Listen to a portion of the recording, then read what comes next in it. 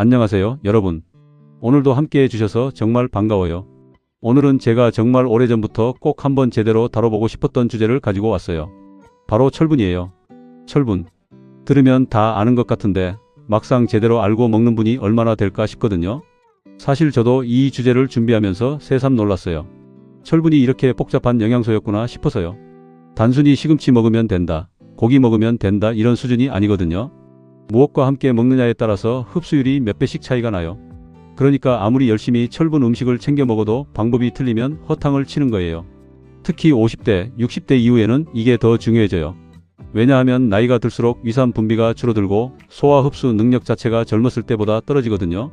그러니까 젊은 사람보다 철분을 더 신경 써야 하는데 정작 흡수는 더 안 되는 상황이 벌어지는 거예요. 이거 참 아이러니하죠. 그래서 오늘은 철분을 잘 흡수하려면 무엇과 함께 먹어야 하는지, 반대로 철분 흡수를 방해하는 음식은 무엇인지, 그리고 실제로 우리 일상에서 어떻게 적용할 수 있는지를 아주 구체적으로 이야기해 드릴게요. 자, 그럼 시작해 볼까요? 마이너스. 먼저 철분이 왜 그렇게 중요한지부터 잠깐 짚고 넘어가요. 이미 아시는 분들도 계시겠지만 기초부터 탄탄하게 가는 게 좋잖아요. 철분은 우리 몸에서 산소를 운반하는 역할을 해요. 적혈구 안에 있는 헤모글로빈이라는 단백질이 산소를 붙잡아서 온몸 구석구석에 전달해 주는데, 이 헤모글로빈을 만드는데 철분이 꼭 필요해요. 그러니까 철분이 부족하면 산소 공급이 제대로 안 되는 거예요. 산소 공급이 부족하면 어떻게 되냐고요? 금방 피곤해지고 집중력이 떨어지고 숨이 차고 얼굴이 창백해지고 손발이 자꾸 차가워져요. 이런 증상들 혹시 주변에서 자주 보이시지 않나요? 나이 들어서 그런가 보다 하고 넘기는 경우가 많은데 사실 철분 결핍일 수 있어요. 철분 결핍성 빈혈은 전 세계적으로 가장 흔한 영양 결핍 질환이에요. 특히 우리나라 50대, 60대 여성분들 중에 빈혈이 있는 분들이 상당히 많아요. 폐경 이후에는 월경으로 철분을 잃는 일은 없어지지만 그렇다고 걱정이 없어지는 건 아니에요. 오히려 흡수율이 떨어지는 나이가 되니까 더 주의가 필요하죠. 남성분들도 마찬가지예요. 나이가 들면서 식사량이 줄거나 소화가 안 돼서 고기를 줄이시는 분들이 많잖아요. 그러다 보면 자연스럽게 철분 섭취가 줄어들 수 있어요. 마이너스. 자, 그럼 이제 본격적으로 들어가 볼게요. 철분 이야기를 할 때 꼭 알아야 하는 개념이 있어요. 바로 햄철과 비햄철이에요. 이 두 가지가 무엇인지 모르면 오늘 이야기의 절반을 놓치는 거예요. 그만큼 중요해요. 햄철은 동물성 식품에 들어있는 철분이에요. 고기, 생선, 조개류 같은 것들이죠. 햄철의 특징은 흡수율이 높다는 거예요. 보통 15%에서 35% 정도가 흡수돼요. 그리고 다른 음식의 영향을 크게 받지 않아요. 같이 먹는 음식이 뭐냐에 따라 흡수율이 크게 달라지지 않는다는 거예요. 비햄철은 식물성 식품에 들어있는 철분이에요. 시금치, 두부, 콩, 렌틸콩, 검은콩, 브로콜리, 해조류 같은 것들이죠. 비햄철의 흡수율은 햄철에 비해서 훨씬 낮아요. 보통 2%에서 20% 정도예요. 그리고 중요한 게 비햄철은 같이 먹는 음식에 굉장히 민감해요. 무엇과 함께 먹느냐에 따라서 흡수율이 크게 달라져요. 그러니까 오늘 우리가 이야기하는 음식 궁합이 특히 중요한 건 채소 위주로 드시는 분들이에요.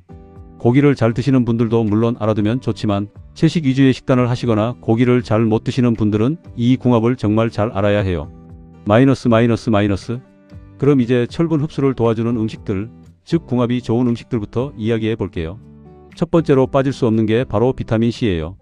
비타민C는 철분 흡수에 최고 도움이에요. 특히 비햄철, 그러니까 식물성 철분 흡수를 눈에 띄게 높여줘요. 비타민C가 철분을 더 흡수하기 쉬운 형태로 바꿔주거든요. 쉽게 말하면 비타민C가 철분의 손을 잡고 장벽을 넘어가게 도와주는 거예요. 얼마나 효과가 있냐고요? 연구에 따르면 비타민C를 함께 섭취하면 비햄철 흡수율이 최대 6배까지 높아질 수 있어요. 6배예요. 이거 정말 대단한 숫자 아닌가요? 예를 들어서 시금치 무침 먹을 때 레몬즙을 살짝 뿌려 드시면 철분 흡수가 훨씬 잘 돼요. 두부 요리에 피망을 곁들이는 것도 좋고요.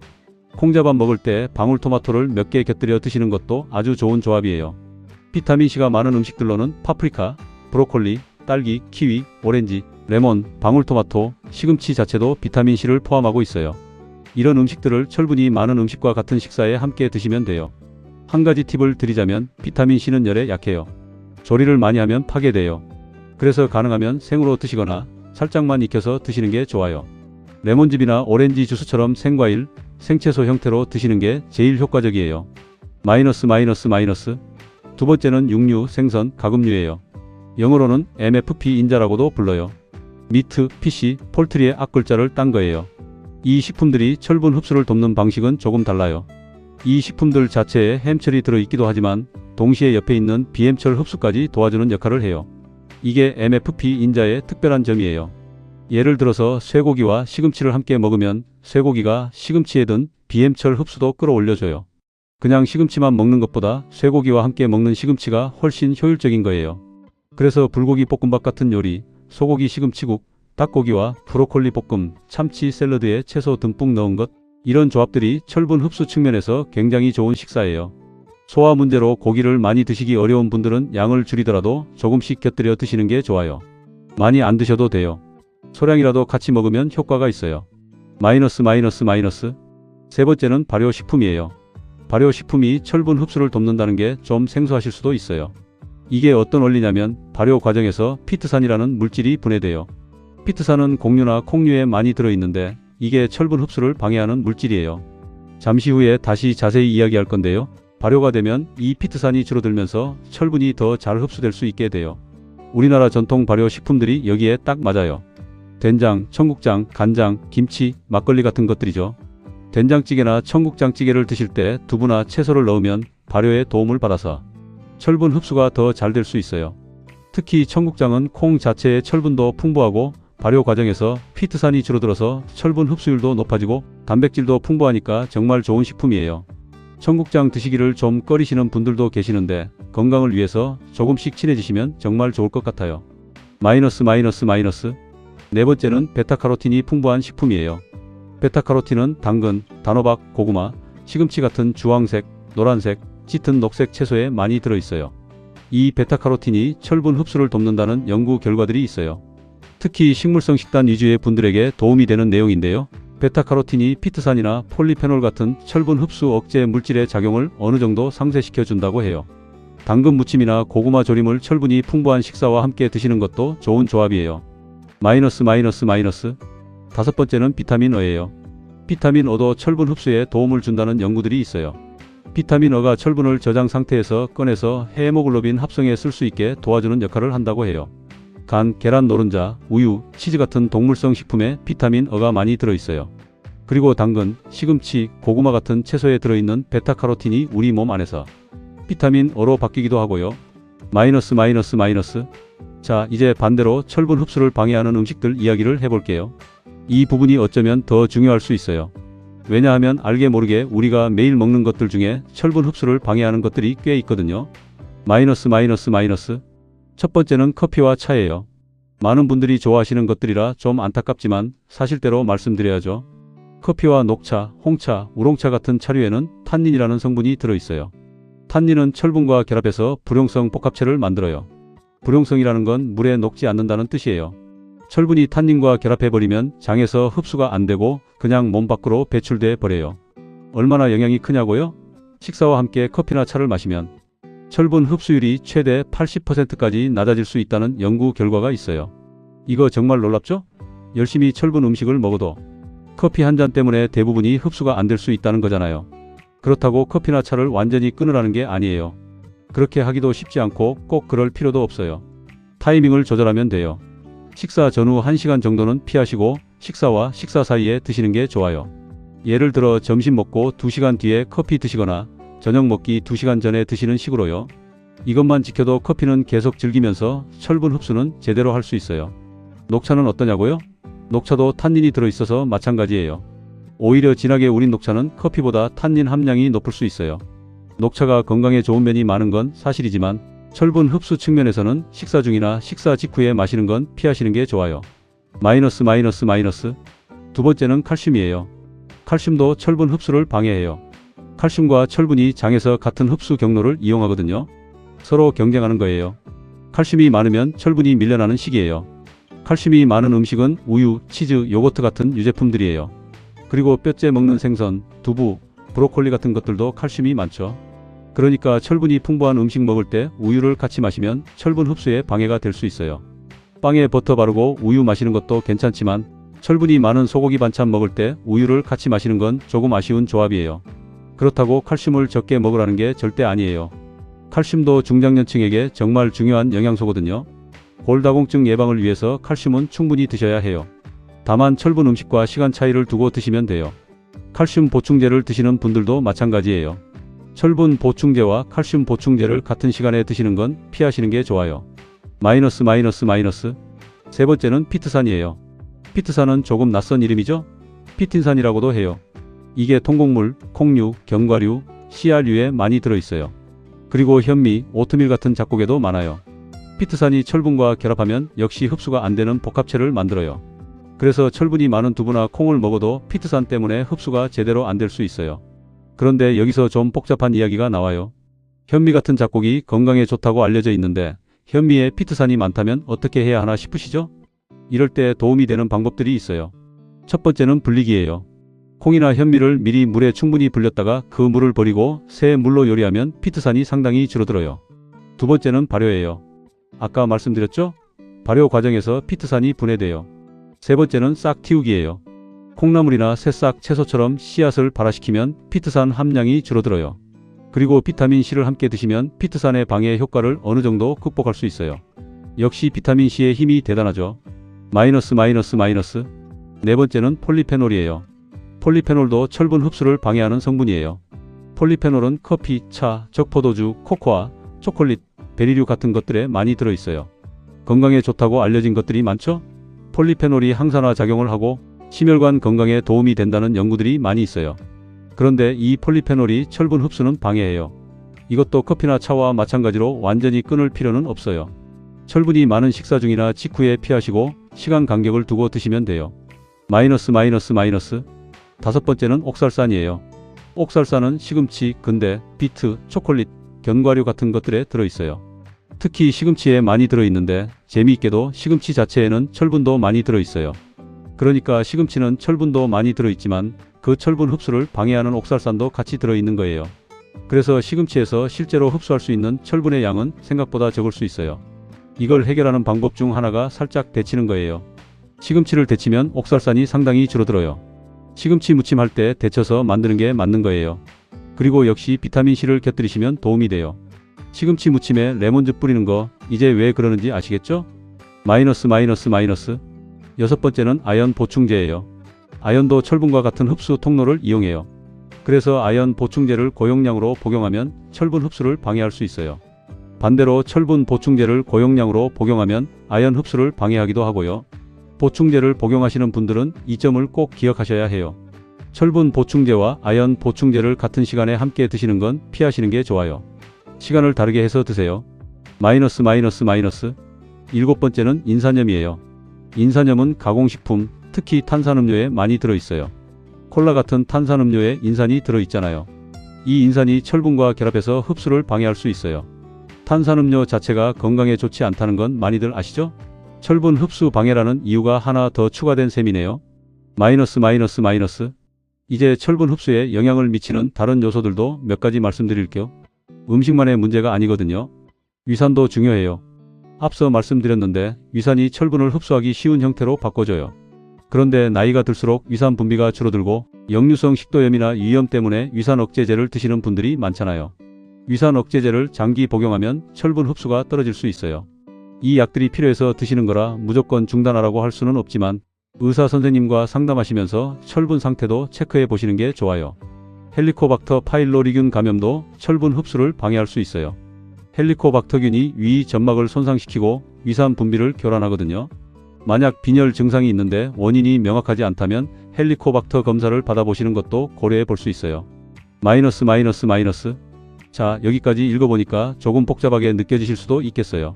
기억해야 할 것도 많고 이건 좋고 이건 안 좋고 이건 언제 먹고 이건 언제 피해야 하고 머리가 복잡하시죠?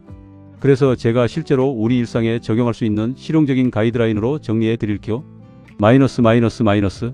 실제 사례를 하나 들어볼게요. 제 지인 중에 60대 초반 여성분이 계세요. 건강에 관심이 많으시고 채식 위주의 식단을 좋아하시는 분이에요.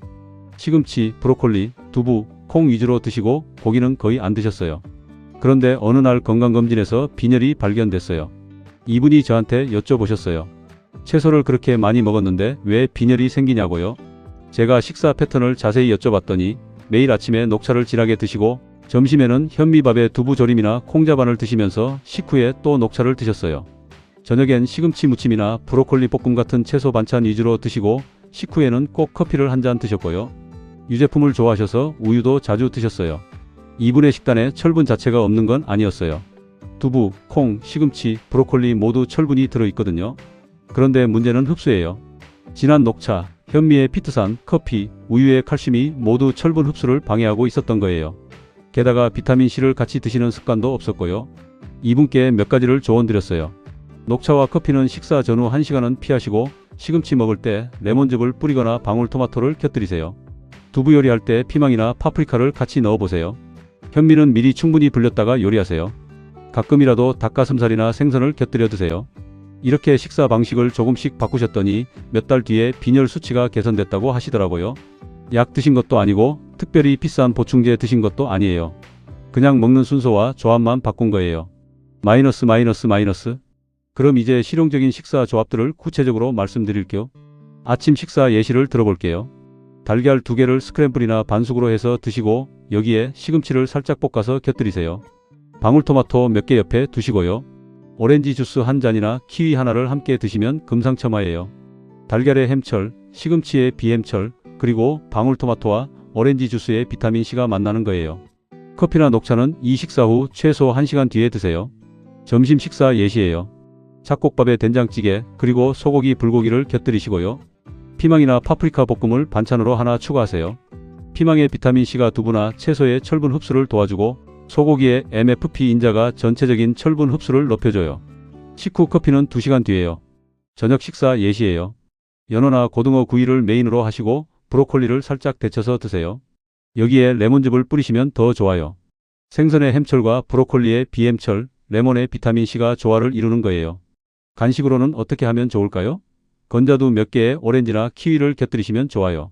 건자두에 철분이 꽤 들어있거든요. 또는 아몬드 한 줌에 딸기 몇 개를 함께 드시는 것도 좋은 조합이에요. 마이너스. 철분 보충제에 대해서도 잠깐 이야기해 드릴게요. 보충제를 드시는 분들이 꽤 계시잖아요. 철분 보충제는 식사와 함께 드시는 게 좋을까요? 공복에 드시는 게 좋을까요? 이게 사람마다 다를 수 있어요. 공복에 드시면 흡수는 더 잘 될 수 있어요. 음식으로 인한 방해가 없으니까요.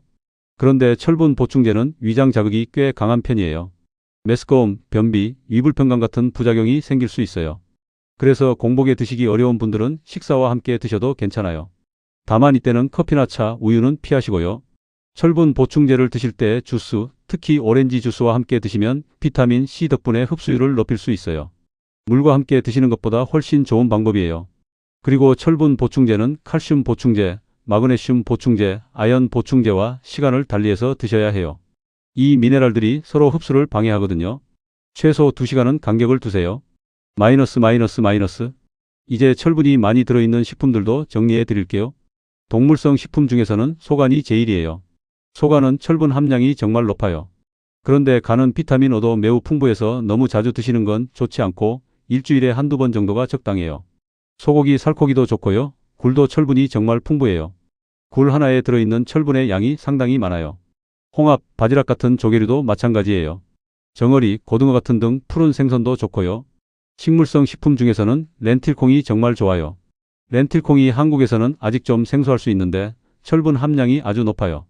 최근에 마트에서도 많이 보이더라고요. 검은콩, 강낭콩, 병아리콩 같은 콩류도 좋고요. 두부도 적당히 철분이 있어요. 시금치, 아마란스, 키노아도 좋은 식물성 철분 공급원이에요. 검은깨, 호박씨도 철분이 꽤 들어있어요. 건자두, 건살구 같은 말린 과일도 좋아요. 다시마나 미역 같은 해조류도 철분이 있고요. 마이너스.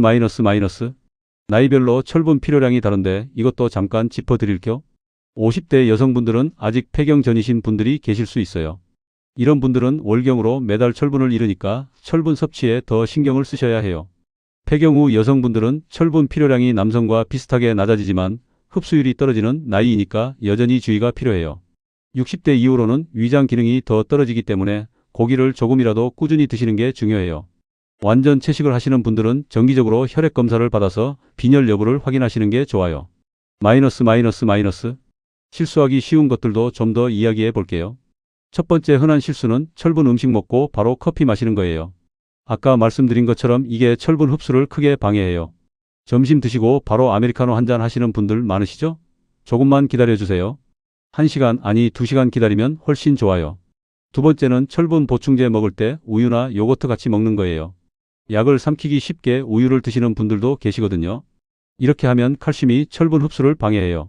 물이나 오렌지 주스로 드세요. 세 번째는 건강에 좋다고 현미밥에 두부 반찬만 먹는 거예요. 건강한 식단처럼 보이지만 피트산과 옥살산의 협공을 받아서 철분 흡수가 잘 안 될 수 있어요. 여기에 비타민C 풍부한 채소를 더하고 발효식품을 곁들이고 가끔 동물성 단백질을 넣어주셔야 해요. 네 번째는 철분 보충제와 다른 미네랄 보충제를 한꺼번에 드시는 거예요. 종합 비타민 같은 경우에는 여러 미네랄이 함께 들어있기 때문에 개별 흡수율이 낮아질 수 있어요. 철분이 많이 필요하신 분들은 철분 보충제를 따로 드시는 게 나을 수 있어요. 마이너스. 이번에는 한국 전통식단에서 철분 흡수 측면으로 좋은 조합과 아쉬운 조합을 이야기해 볼게요. 좋은 조합들을 먼저 볼까요? 선지국밥은 사실 철분 흡수 측면에서 굉장히 좋은 음식이에요. 선지, 즉 소의 피로 만든 거잖아요. 햄철이 굉장히 풍부해요. 여기에 쪽파나 마늘 같은 채소도 들어있고요. 선지를 좀 꺼리시는 분들도 계신데 철분 공급원으로는 정말 훌륭해요. 바지락 순두부찌개도 좋은 조합이에요. 바지락에 햄철, 두부에 비햄철, 그리고 찌개에 들어가는 각종 채소가 어우러져요. 여기에 청양고추나 홍고추가 들어가면 비타민C도 보충되고요. 홍합탕도 마찬가지예요. 홍합에 철분이 풍부하고 여기에 들어가는 문화파 같은 채소도 있죠. 소고기 미역국은 어떨까요? 소고기에 햄철, 미역에 비햄철이 합쳐지는 조합이에요. 미역 자체도 철분이 좀 있어요. 산후에 미역국을 먹는 이유가 있는 거죠. 여기에 레몬즙 몇 방울을 넣으시면 더 좋아요. 아쉬운 조합들도 볼게요. 시금치 된장국을 현미밥이랑 먹고 녹차를 마시는 경우예요. 재료 각각은 다 좋은데 현미의 피트산, 된장에 있는 약간의 탄닌, 그리고 녹차의 탄닌이 합쳐지면 철분 흡수가 꽤 억제될 수 있어요. 두부 요리에 우유 먹는 것도요. 두부의 비햄철과 우유의 칼슘이 만나면 흡수가 줄어들 수 있어요. 두부 먹을 때는 대신에 방울토마토나 피망 같은 비타민C 식품을 곁들이세요. 마이너스. 이쯤에서 한 가지 더 중요한 이야기를 드릴게요. 철분은 너무 많아도 문제예요. 철분은 다른 수용성 비타민들과 달리 과잉 섭취했을 때 소변으로 배출되지 않아요. 몸 안에 쌓여요. 과도한 철분은 산화 스트레스를 유발하고 심장, 간, 췌장에 손상을 줄 수 있어요. 특히 남성분들과 폐경후 여성분들은 철분이 자연스럽게 빠져나가는 경로가 줄어들기 때문에 더 주의가 필요해요. 철분 보충제를 드실 때는 반드시 혈액 검사를 통해 실제로 철분이 부족한지 확인하고 드시는 게 중요해요. 의사 처방이나 지도 없이 고용량 철분 보충제를 장기간 드시는 건 좋지 않아요. 음식으로 드시는 철분은 이런 걱정이 훨씬 적어요. 몸이 필요한 만큼만 흡수하고 나머지는 자연스럽게 배출하는 조절 능력이 있거든요. 그래서 특별한 이유가 없다면 음식으로 철분을 섭취하시는 게 제일 좋아요. 마이너스. 특별히 주목해야 할 분들도 짚어드릴게요. 당뇨가 있으신 분들은 빈혈 위험이 일반인보다 높아요. 당뇨 합병증으로 신장 기능이 떨어지면 에리트로포이에틴이라는 호르몬 분비가 줄어서 적혈구 생성이 감소할 수 있어요. 그리고 당뇨약 중 일부가 비타민 B12 흡수를 방해하는데 비타민 B12 결핍도 빈혈을 유발해요.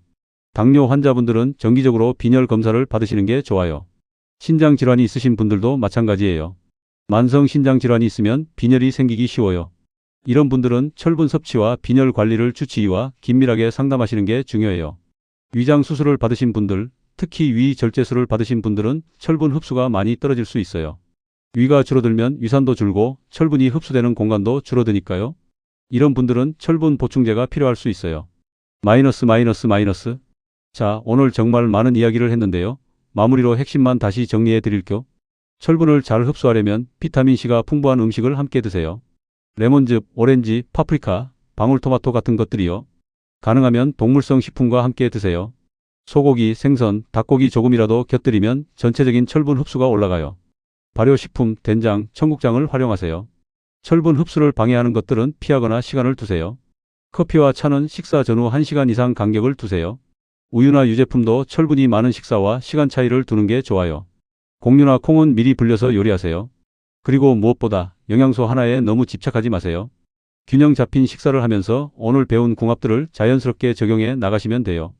건강은 갑자기 해결되는 게 아니에요. 매일 조금씩 좋은 습관을 만들어가는 거잖아요. 오늘 하루 저녁 반찬에 방울토마토 몇 개 올려보시는 것, 그게 시작이에요. 커피를 밥 먹고 바로 마시던 습관을 1시간 뒤로 옮기는 것, 그것도 시작이에요. 작은 변화들이 쌓이면 분명히 몸이 달라지는 걸 느끼실 거예요. 오늘도 끝까지 함께 해주셔서 감사해요. 다음에도 건강에 도움이 되는 이야기로 찾아올게요. 건강하게, 활기차게, 즐겁게 지내세요. 안녕히 계세요.